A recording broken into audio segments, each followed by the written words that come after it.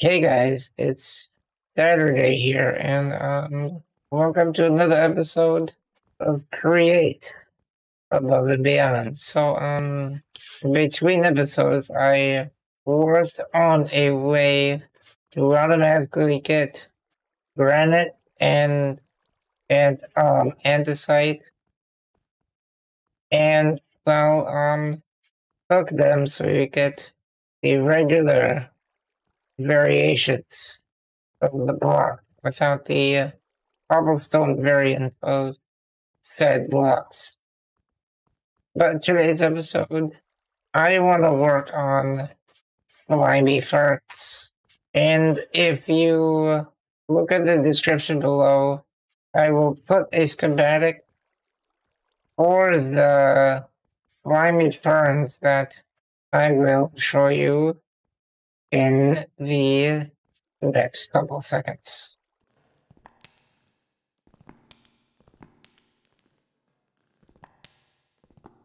Now, this is exactly what you're going to need for this particular schematic. Now, the top part here are the items that will be printed with the cannon.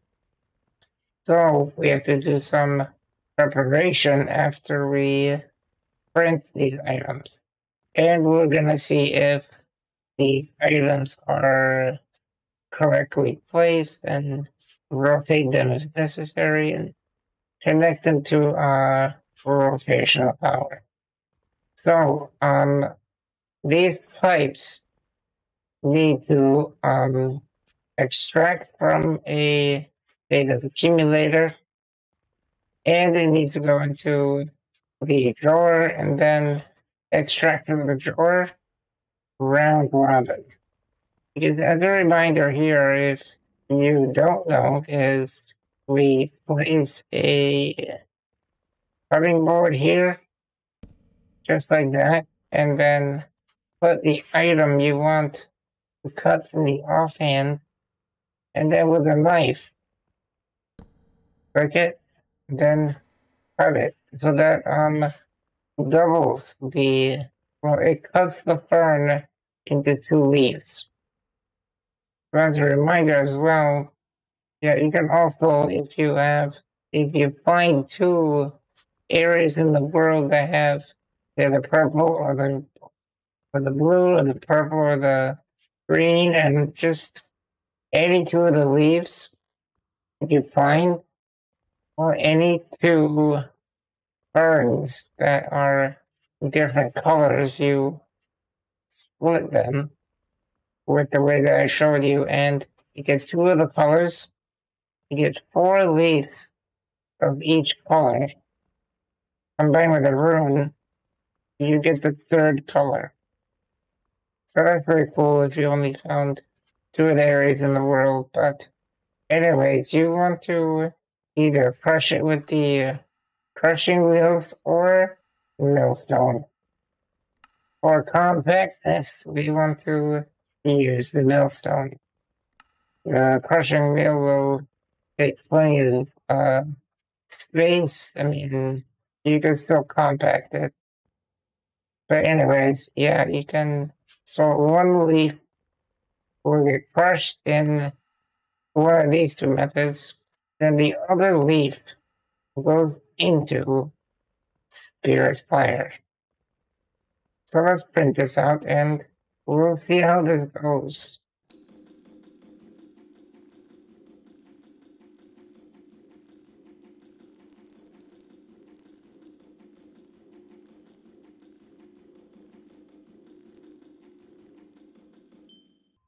And there we go, that's done. That's pretty cool. So now we gotta see if these are facing the correct direction. So we want to go over here and light these netherrack. So we'll take the demon's fruit that we put away into here. We'll just take everything out that did not get printed. So take all this, just like that, and we will just take one of these ferns and just throw it apparently. But yeah, we'll take one of these ferns and just test it out. So let's see how this works, shall we? So that, where does the green one go? Somewhere here. Let's see. Did it mark down where it should go?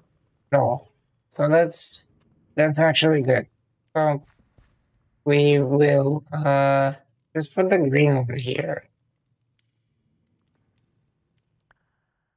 It's not gonna do anything. Of course it's not, because these are not lit up. We need to turn up my magnet. Well, yeah, the gist of it is we need to light up these, uh, um, light up the sphere fire. Basically, what it is. Of course, we need to get the what do you call it? The filters for the accumulators. So let me make those and come back to you, and I will also light up the netherrack. Now these should be set up correctly, and the first thing you gotta see is if these skillets have the you're looking on it in this direction, you're looking straight onto it. The handle needs to be on the right side, because the output from the skillet will always go in one direction. And another thing here, make sure these arrows are pointing down. And one more thing about the deployers, it's in punching mode when you enable it. Once you print it, it will be in punching mode for some reason. Just to take it off that mode, just click on the deployer with the wrench, and you're gonna see how the finger is pointing that way now. And this also happened in the deployers over here. For these guys here, they were like this originally, like in the fist like that. We want it like that. So now this is the way that I have it. Is the, well, you know what? Yeah, we have some in our storage system. So you want to have backups of these somewhere. So if something gets messed up somewhere, you're always gonna have a backup.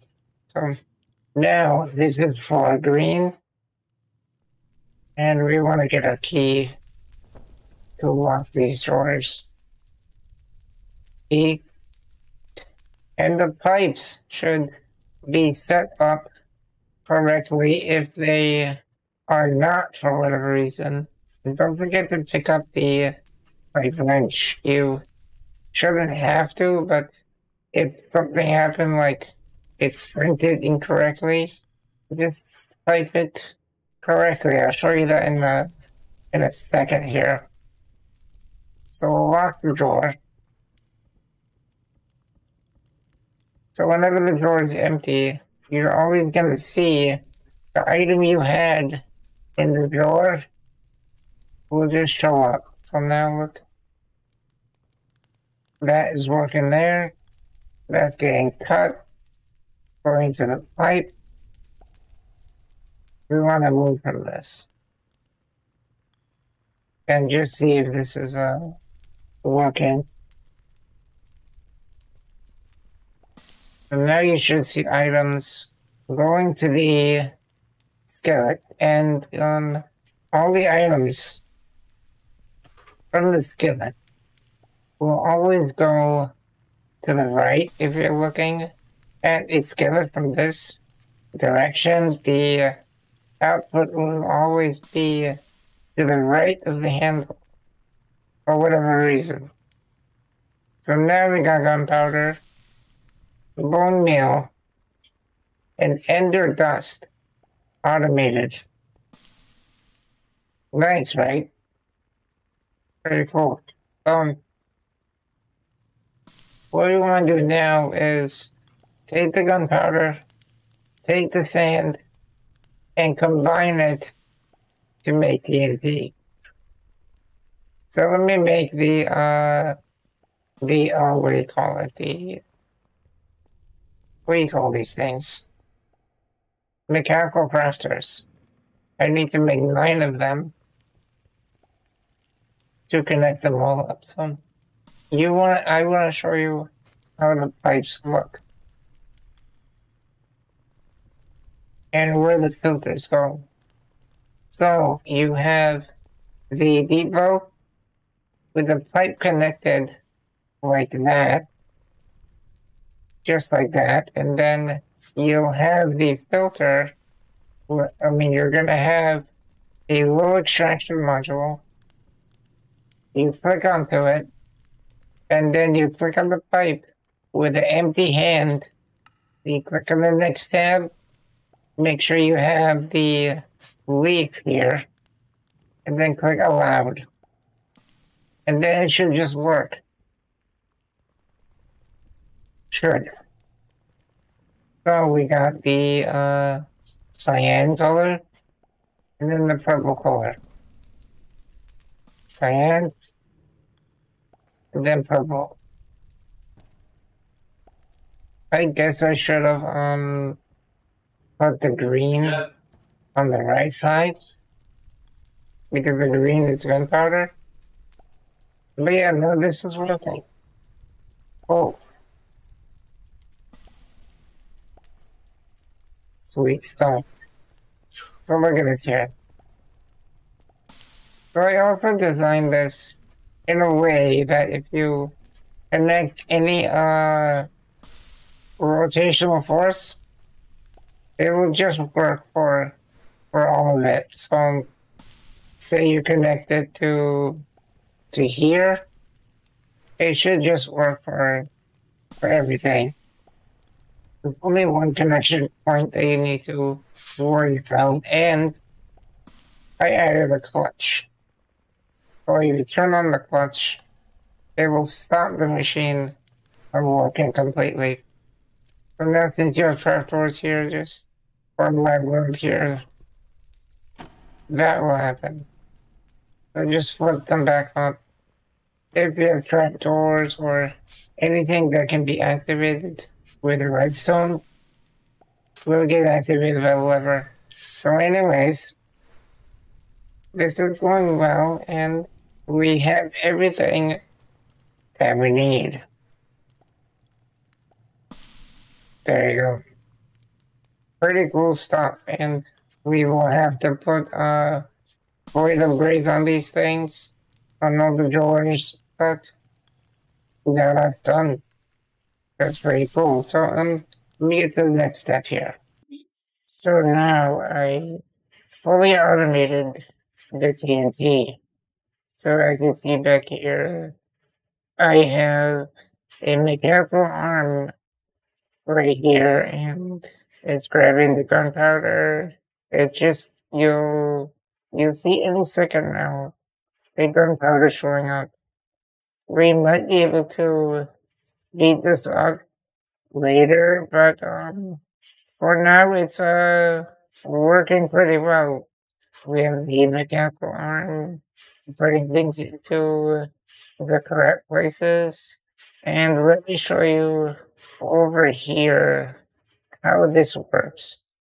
So there's a pipe under here that goes all the way over there. And we also have the sand in a similar fashion, where it goes out of the door and into a depot. And you have the mechanical arm just working there, working its way.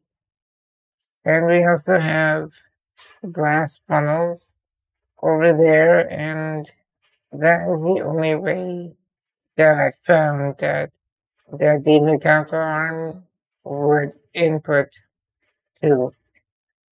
Maybe it can work with depots and whatever, but I've noticed that mechanical arms only work with create items. You can't have a mechanical arm extract things from a chest. It has to be things like deepos or just things from create, and we have to use brass funnels here because that's the only way that it will work. And there we go. We have 45 TNT. We also had 30 TNT just sitting around in the system, so I just put them in here, and that's 15 TNT just passively made like 20-30 minutes. It's kind of slow, but for a single player world, I think it'll be okay. So yeah, what I need to do now is, the next step here, which is to, figure out if we have enough stress for this, next few things that I want to do. So I want to make an item that will determine how much stress the things from create is having so far. So over here, and we'll see. Can we see how much stress is being outputted? Yeah, I think I'll just make the stress limiter. So, very simple here. We need a speedometer, which is made with compass, some shaft, and just like casing. Pretty cheap. We'll see here how much of a percentage we're using so far. So, we've been using so many things in this one area. I really wonder how much stress we're using in this area. So, yeah, we need to grab the stressometer, into the stressometer, and we just need to attach it somewhere on the line where it's using the windmills. So I guess it can be anywhere. So we can put it on the other side here, remove this shaft, and just lose this. Driving me a little crazy, but it's fine. So we're gonna get rid of that shaft and put the stressometer. So we'll go here, we'll use the wrench and get rid of the shaft, just like that, and then we'll put this speedometer there, well, the stressometer. So we'll go here. Wow, it's still 37%, which I think will be enough for what we need to do in the future. And if we need to speed things up, we can do so. Sorry for the drastic cut, but I did lose some footage. So I was testing the creative world, and I came up with quite a compact design. So as you saw in the previous cut, we have ender dust automated, and we have singularities automated. So I have a stack of ender dust coming out. At the same time, we have a stack of singularities coming out. So once the stack of singularities come out and the ender dust comes out, it will send out a red sunset. So we can see the TNT here right above a 3x3 water pool. And been testing with this for quite a while, and it's been okay.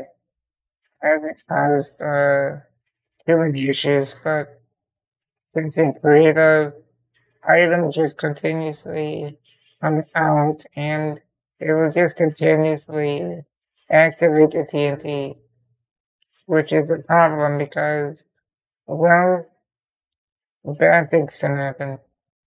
Explosions can go to the wrong area, and yeah, rip your setup.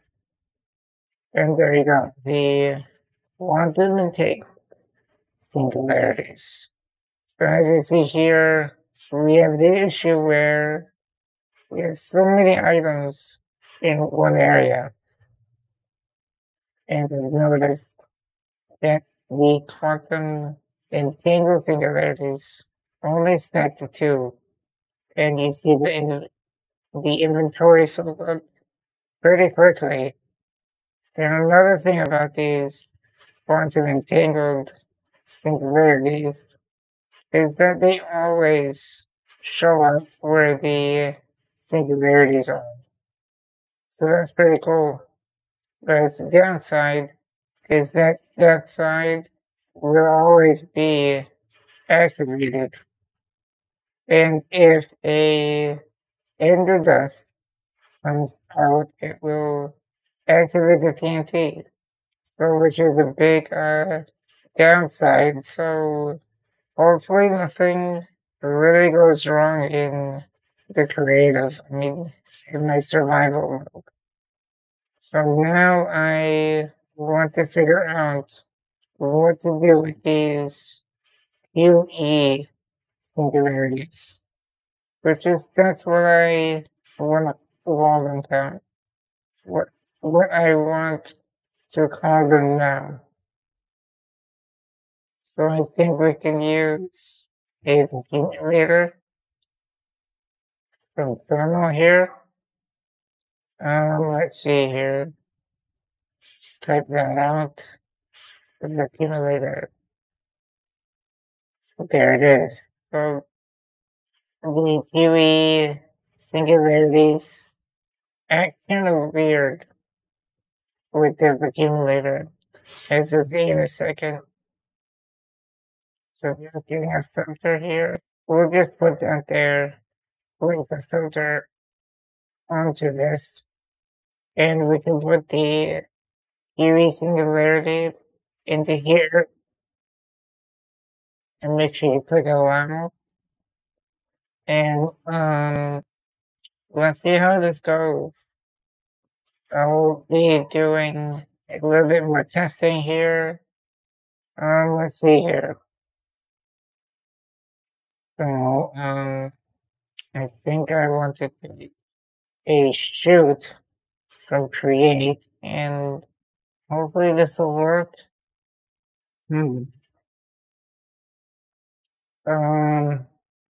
Yeah, let me figure this stuff out and come right back. So I've been at this for quite a while, and we have the quantum entangled singularities being made, and we're gonna have an issue with the accumulator. As you see right here, it really fills up really quickly. So I have been working at this, and we have it where the QE singularity goes onto the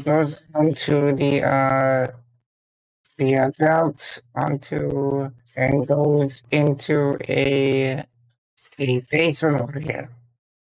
And in this basin, as you see here, quantum entangled singularities. So these are waiting for dyes to get made. And we're going to use red dye. So once a red dye gets made, it goes into the belt, into the basin, onto the funnel, into some crushers. As you see here, this is pretty crazy. we have a bunch of what do you call it? The glass tunnels filtered out for 5 different colors. So there is, let's see here, there is red, which it's behind the archers there. Yellow, green, blue, and magenta. So what's going to happen with the red one is that it gets rinsed into it drains off their colors. So if we have a red paint ball here, let me just show you here. Red paint right here. So let's show you here. I'm going to drop this down and you'll see what's going to happen here if I just put sneak back on. I'm going to drop this here. There's a yellow, green, blue, and magenta goes on the line and into a drawer there. So there's a chance where it drains and becomes a black paint ball. And that is being voided into the nullifier. And we also have a pipe going to the nullifier because you're gonna see this fluid here. Chromatic waste just goes into the drain, and as the name implies, it's waste. So it gets wasted into the nullifier. So what I want to do now is do this with you here, working on the die. So we did this. I figured it out. So the way the rose, the flower, whatever you call it, so the rose bush is getting hit by bone meal, and there is a mine cart under there. Show you how this works.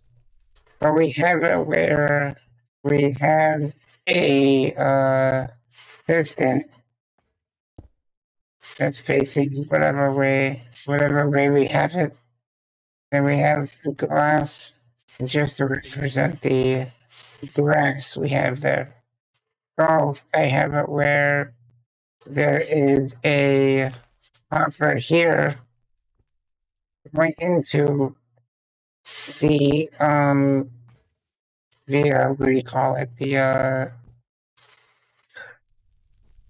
words right now, belt. So we have the belt, a hopper going into a belt. So this is where this is that hopper where they're fitting into the belt.